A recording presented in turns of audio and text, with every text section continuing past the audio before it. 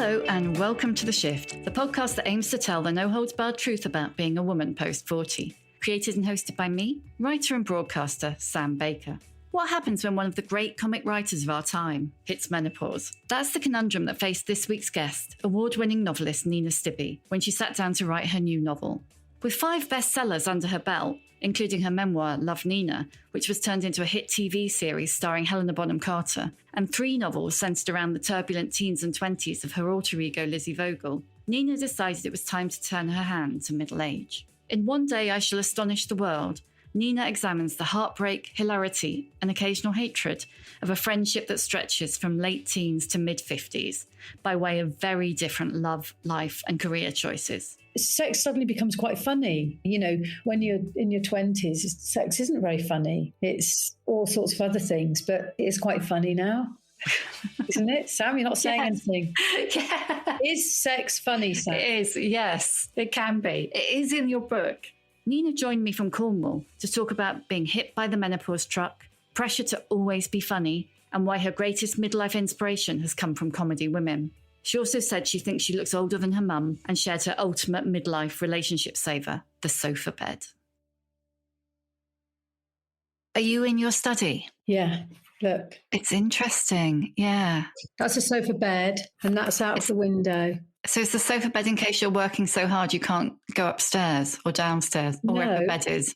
It's because I was getting such terrible menopause symptoms that we had to get a bed in the study for me to escape to. I wanted somewhere big, an area that, look, there's all these doors, look, like that. I can just open all that. And it's all lovely and cold in here. It's so interesting because did you used to be the person who was cold? Yes, until I got to 55. And then it makes me hate living in Cornwall. And I love living in Cornwall, but I regret that we don't live in Edinburgh because you could just open the windows and the cold will come in. Oh, it does. So Are you too warm down there now? Yeah, I'm too warm. Come north. Well, we're here for a bit. Yeah. Did it start with boiling hot and having to move out of the marital bed? Yes, my first realization that things had started, I'd wake up at night feeling anxious and hot and thinking, what am I going to do? I can't go back into this bed. It's too hot. And I'd been a person who had really enjoyed sleeping a lot. I'd always gone to bed early and slept right through, and suddenly not sleeping very well it was awful. So what's that, 4 or 5 years ago? Yeah, I was quite late to menopause. I think I was probably about 55. I'm 60 now.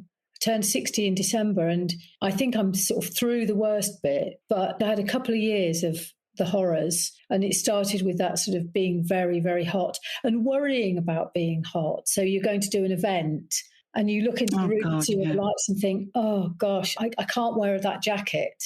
Like now I'm in the thinnest little thing. Yeah. Even though we're not filming, I've wanted to put on something nice. But then I can't put on a lovely, smart, woolly jumper, which would be appropriate for the weather, because I know I'd just boil, even now. Yeah, that is one of the benefits of living up here this time of year. A jumper is fine. It's so weird, isn't it, how it changed everything? It's like your temperature is reset forever. Yeah. Well, it made me start wearing I don't know what you call it, a gilet, a sleeveless. Yes. You know, I never used to be able to see the point of those. I thought it was like a sign of, being horsey or something, that it was sort of a badge of being a country person. And my sister first started wearing a gilet, and I just thought, oh, she just looks like one of those women in a gilet.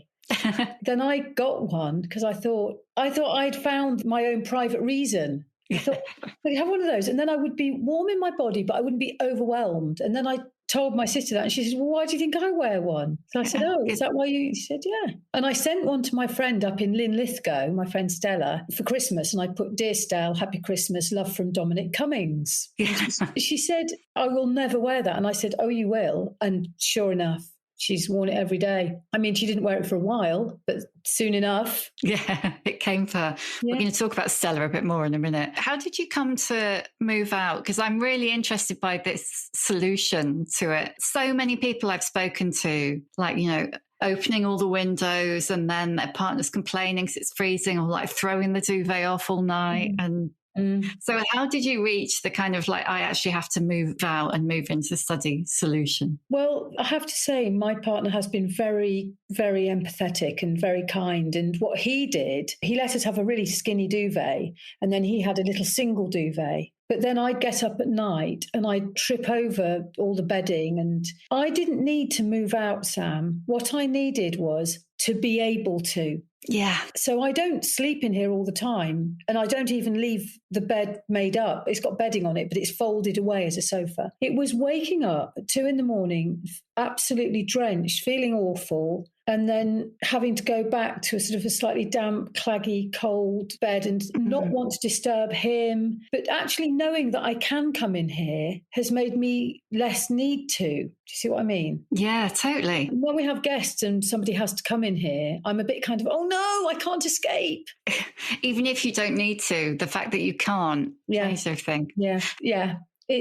It's not very nice. And of course, that's nowhere near the worst symptom. It's just one that kind of seems huge at the time and affects other people. I mean, it can sound quite like, well, it's not that bad, but it is. And on top of everything else, was that the worst symptom for you, or have you had loads of other stuff? For me, I wasn't thinking about menopause, even though I was quite late to it. I have a sister who's a year older than me. She was one of those people who'd had a whole new life. She'd divorced and met a new partner, and they were in this lovely new life, and they got a small holding, pigs and sheep, and she was really very, very happy. And I suddenly started to notice she was different. She was gloomy, and it didn't occur to me that it was menopause. And I was so worried about her. I had all sorts of awful thoughts. And I remember walking the dog one day and ringing her and in tears saying, Vic, you've got to tell me what's wrong with you, because I can't bear it. And I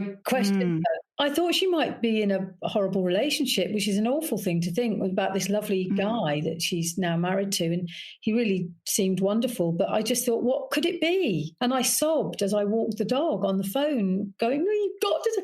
And she told me she'd got these awful symptoms. And her worst symptom was this thing called hag riding. Look it up on Wikipedia. You can't wake up. You want to wake. Oh, I do know, yeah. And you have this feeling of great pressure on you. I don't know whether she always felt it. It feels like somebody's sitting on top of you. It's the night terrors can manifest themselves like that, can't they? And actually the word nightmare comes from that idea of having some kind of demon pressing down on you. So she was getting that.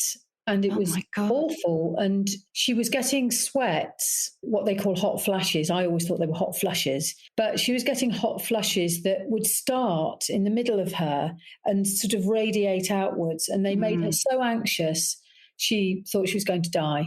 And I have to tell you about this sister of mine. She's completely sensible. She's not childish and silly like me. She's incredibly mature and capable. She's the sort of person that sort of manages her own life with great flair and control. And she'll go up to a man digging up the road and say, oh, hey, what are you doing? How long is this going to take? And really assertively question people. And she went from that to being this mess. It was horrible to see it. And so I was prepared then, once I'd seen that, because the previous generation in my family and the older women in my life, and I've got lots of older women in my life, had never said a word. I didn't hear a word from my mum. I didn't hear anything from my grandmothers. I had 2 stepmothers. I've got a mother-in-law. I've got all sorts of older women in my life, and they just never said anything. So yeah, that's a generational shift that's kind of, I suppose, comparable between us and the next one down. That kind of,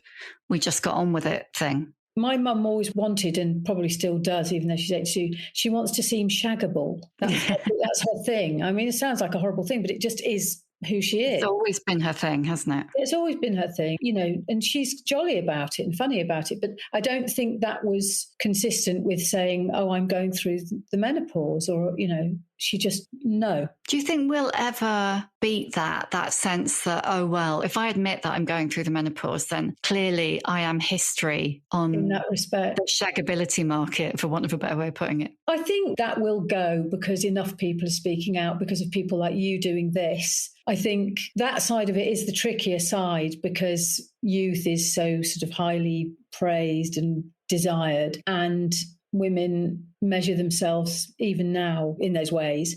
I was thinking, so what did I know about it and who did I know it from? It was certainly not my own family, and my sister only a year before I was about to be at that age myself. And, and I had to drag it out of her as well. I almost thought she was being bullied. Because you're close, aren't and you? we talk about everything. Yeah. I think she just felt so ashamed that she was cracking up. The people that have talked about it most and most effectively in my early middle age to prepare me, when I think about it, it's female comedians. It's Jenny Eclair. I remember hearing her talking on the radio about it way before I was going through it.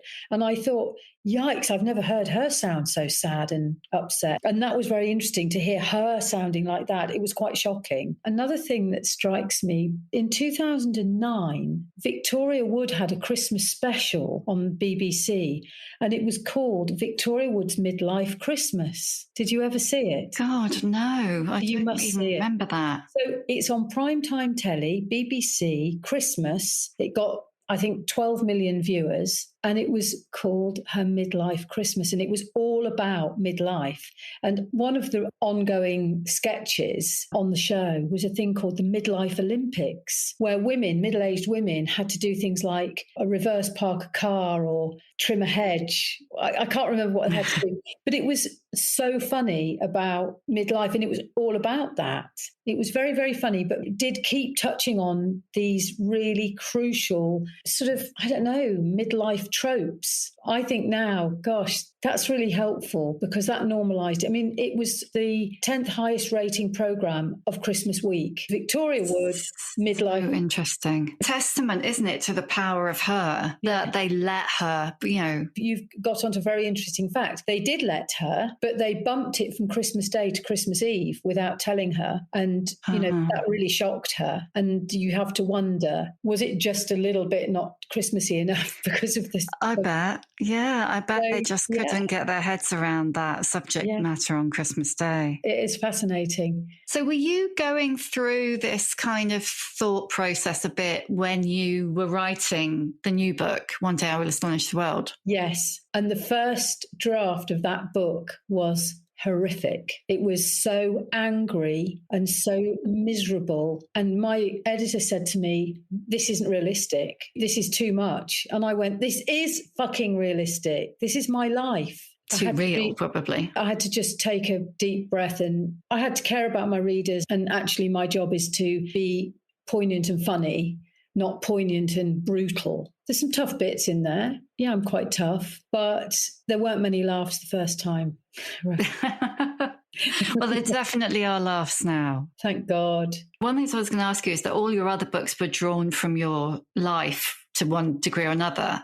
So this was too, to an extent? Not anywhere near as much. I mean, there are things I've borrowed from my own life, but not in the same way. I've borrowed just for shorthand. So they might drive the same car that I've driven because I've driven that car. So why not? And I've set it in the Midlands, and I come from the Midlands and I know the Midlands really well. But I sort of did that because I quite like having books that aren't set in London. Yeah, it's just nice. And I'm very much a Leicester girl, and Leicester have embraced me, even though I haven't lived there for 30 or 40 years. They see me as theirs. And so it's a way of enhancing that and enriching that. And I like that. But no, it's not very autobiographical. And it did make it much harder to write. I mean, you have got a legion, haven't you, of predominantly female fans, probably in their 40s, 50s and 60s. Yeah. And I'm guessing that, the nostalgia thing that you do so brilliantly is one of the things that really resonates with them. So was it a bit daunting to go, okay, I'm going to tackle the drudge that comes after 25? It was very refreshing because when I was writing the narrator of Lizzie Vogel, who is the narrator of the 3 novels, people got to really love her. And of course, she's young and she's curious and mischievous. It was so refreshing to write someone who was grumpy and a bit suspicious and a bit fed up. She's just put everybody else first for a long time. She has. I liked having her thinking quite awful things. She's not a goody-goody and she's a little bit eccentric. The other thing is about this book, I wanted everybody in it to be ordinary. I didn't want anybody to miraculously, for no apparent reason, have a really fantastic house and loads of money and be able to just go to Italy. I just think I'm fed up of reading novels where you think, where do they get their money? You know, when you watch the telly, do you ever watch the telly and you think, how can they afford to live there? Oh, always. Right, where do they get all this money from? I mean, my partner and I work our socks off and we live in a hovel. People are always renting like the equivalent of Oslo Airport and working, you know, as a receptionist. It's like, what? Yes. So I've tried to make sure that Susan is not only very ordinary, but in spite of being ordinary, she's allowed to be clever. I wanted to get that equation right because some of the cleverest people I meet are actually not desperately educated. They're just clever. One of the things I really wanted to get across was that each generation really believes that their way is the way, and that the children that come along, whether it's their nieces or children of friends or their pupils or whoever, maybe their colleagues, that there is this route that one should take, especially women, and that we mustn't think like that. In the same way that we wouldn't want to be like our mothers and grandmothers, not necessarily anyway, that we mustn't pressurize our young colleagues or whatever. It's a certain arrogance. I mean, I've got 2 grown-up kids. They're both at university now. And I really try hard not to overreact to their life choices because, you know, they don't belong to me. You know, I love chatting and having opinions, but I would never think it was my decision what my 22-year-old daughter does.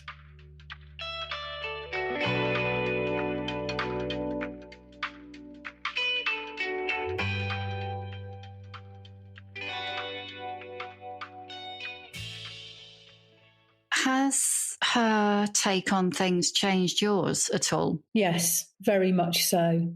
Some of the areas for which that is true, I wouldn't even want to discuss now because they're very big things, too big for now. But yeah, well, I live in Cornwall and work from home and have done for 10 years. And so I don't mix with young people in the workplace. So I'm very grateful to my children and their friends because I've been able to see certain evolutions that have been very eye-opening and fascinating and actually quite wonderful. I mean, I think that kind of change in perspective, it does really come across in the book, that shifting perspective as the younger characters move to the fore a bit. I think it's really interesting that the first draft was about the marriage and then the next draft, it became about the friendship because that is more interesting. I do like books about marriage and, you know, but the friendship is very fascinating, I think. And I don't know whether you felt this, but people that have read it are a bit alarmed about the friendship at times. They're a bit cross. My American publisher said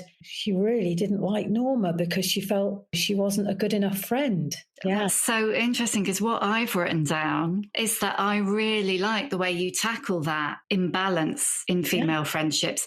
And I think we all had those friends, especially as teenagers, where you're more of a handmaiden than a friend, really. Yeah. You're either the lover or the beloved. Yeah. That's kind of how it works in friendships, and especially friends that you made when you were young or very young adult, people you met in your teens. It's never equal. The friendship did fascinate me in that respect. And I remember I've got loads of siblings and half siblings. So I grew up with 4 very close siblings. You know, we were only a few years apart in age, all of us. So I was very used to being able to have arguments and it still be all right afterwards. So I've always been very forgiving. So a friend could be awful to me in the same way that my brother would or my sister would, and I'd be pals with them again. It almost has never bothered me. I remember thinking as a child and a teenager that friendship was unrealistic in books. The friends were always so there for each other and they'd sacrifice themselves and they would tell the truth and they'd be terribly helpful and kind.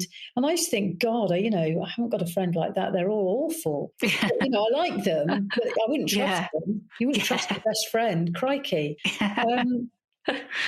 But then I read Edna O'Brien, The Country Girls. And I thought, this is a real friendship. I remember I must have been about, 18 or 19 when I read it. And I just said, yes, this is so real.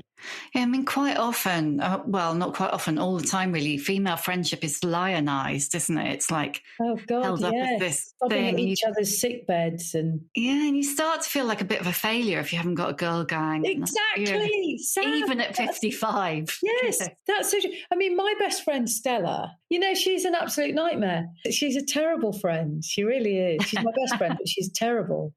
You've been friends for what, 30 odd years? We met at 35? uni. Or Polytechnic. We met at Polytechnic. So we've been friends ever since. But she now lives up near Edinburgh, where you are, and I live here. So we are a long, long way away. But yeah, we just are best friends. We've kind of clung on, even though she doesn't really like my other friends. I don't really like her other friends, who are all listening to this podcast. Yeah. If any of my friends turn up and she's at my house, she doesn't go, hello, hello. She's like, oh, God. And she sort of just goes off. She's terrible. And her friends, I think, oh, we should just fall out with that woman. She annoys me. So, yeah, we're great friends, but we're awful friends as well.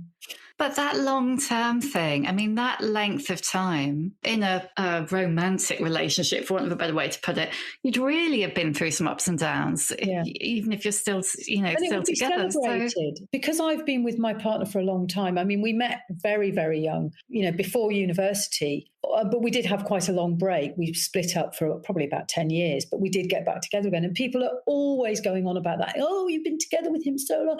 Oh, it's so romantic. But they never say, you and Stella have soldiered on all this time. And it's wonderful.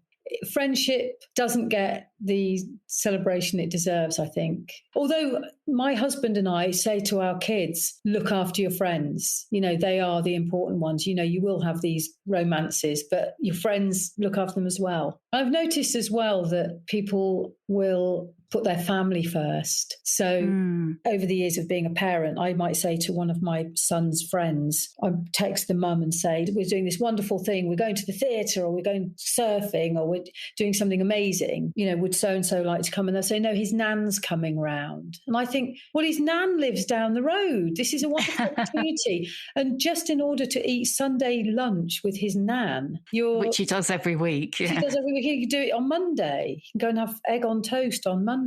I mean, family's great, but friends, I think, need cherishing and looking after. Totally. Have you got more or less confident as you've got older, do you think? Probably more. I mean, I feel slightly that I peaked at the age of 9. And so I've stayed as quite a childlike person. That's part of why I don't want to interview anyone, because I don't feel like the grown-up in the room. Even though I'm now 60, I still feel like the child. And I don't entirely trust myself that I might say something wrong out of nerves or just trying to be funny. Trying to be funny is a thing, and it can go wrong. So I have got more confident in that I've learned to calm down, and that I don't have to have everyone cracking up the whole time. I don't have to make silly jokes the whole time. And that's really nice. But I did have that awful time in my mid-late 50s where I felt terrified if the doorbell rang. So, yeah, that's gone. But yeah, I do feel more confident. And I quite like being older. I enjoy it. And I would never want to look younger or do anything to make myself look younger. Literally, I don't think I could be bothered. I know that other people do, and that's fine too. When you see someone who's put a huge amount of effort and they look amazing, great. But that's just really not me. I like being older. It's nice. It's good. But I look older than my mum, which is weird because she really minds. She wants to be young. And so she's terribly fit and does swimming and running and cycling and Pilates all the time and has her hair dyed and all sorts of things. Oh, wow. And she's, 80? She's 82. 82. God. So is she the inspiration for Roy and his Wim Hof? No, I wanted Roy being the husband in this book I've just written, to have something going on that was annoying for Susan. And actually, my husband does quite like Wim Hof. I have borrowed that from real life. He's not obsessed with him, but he does do cold water swimming because we live in Cornwall, so it's easy to do it. Yeah. And he hasn't dragged you into that? No. I mean, I do go into the water a lot and I do snigger about poor old Wim Hof, which is ridiculous and childish, but I'm 9 years old, so what do you expect? Yeah. I'm going to have to be really careful to make sure when people ask me if the book is autobiographical to say no, just straightforwardly, no, it's not. Because it would be unfair if people thought that Roy was my real husband. This is the first time it's been difficult to talk about a book, spoilers wise, because there's lots of things I want to say to you that would have us rolling in the aisles and you'd finish the podcast going, oh, well, that went well. Yeah. But we can't because it would spoil the book. But there are some moments that were very enjoyable to write, very naughty and funny and yeah. Did you find the sex easier? Because you don't like writing sex scenes, do you? I really hate writing sex scenes, but yeah, I really enjoyed it this time. I loved it when Roy comes at Susan to look at her vagina with a head torch on. I don't think that's a spoiler, is it? It's just a throwaway line. Sex suddenly becomes quite funny. You know, when you're in your 20s, sex isn't very funny. It's all sorts of other things, but it's quite funny now. Isn't it? Sam, you're not saying anything. Yeah. Is sex funny, Sam? It is, yes. It can be. It is in your book. It is very funny. The reason I'm not saying anything is because there's something I really want to say, but it would be a spoiler. So I can't. Yeah, well, I think you're asking, did I really do those things in a certain chapter? And the answer is no, I didn't. But doing research was hilarious because now it's all over my internet history that I have searched for all sorts of weird things.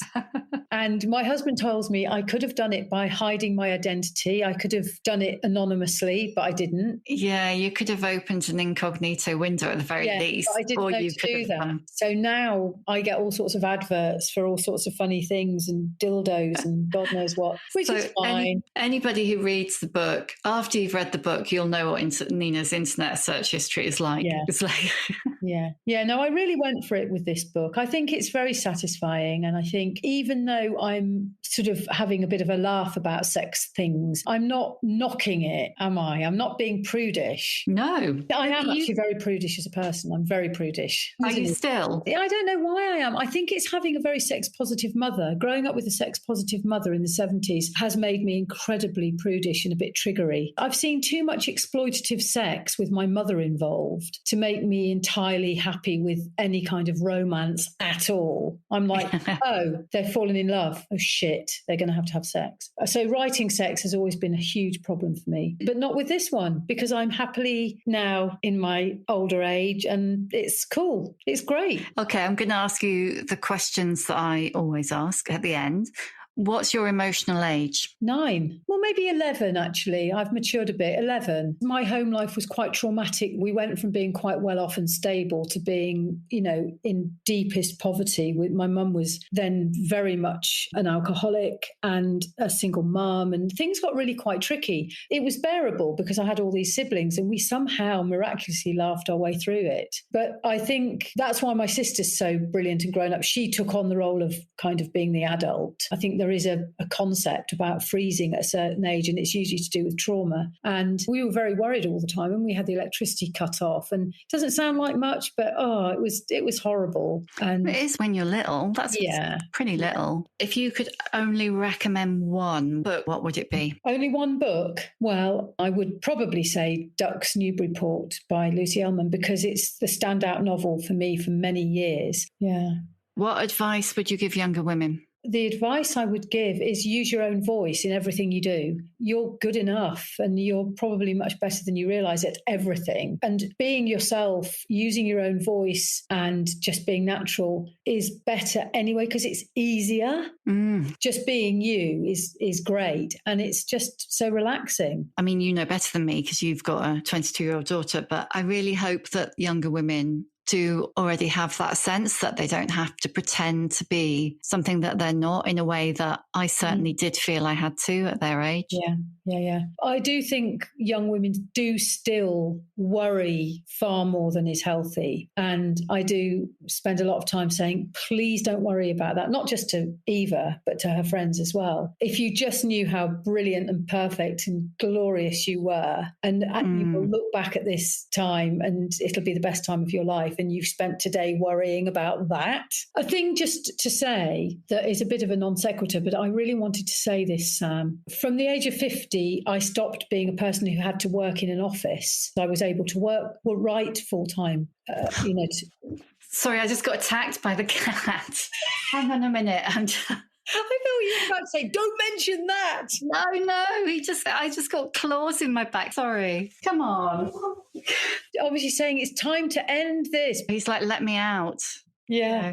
Yes. I wanted to say that when I was about 50 and I got this book contract and I was able to work full time as a writer because I very quickly had this second book out. I didn't have a job to go to where I had to sort of get dressed and leave the house and go and mingle with other people. And that had a huge effect on my menopause because I think I had it easy. So a lot of my friends who were going through the same thing at the same time, roughly, my sister was a nurse. So she had to go out and do health visits whilst going through all that.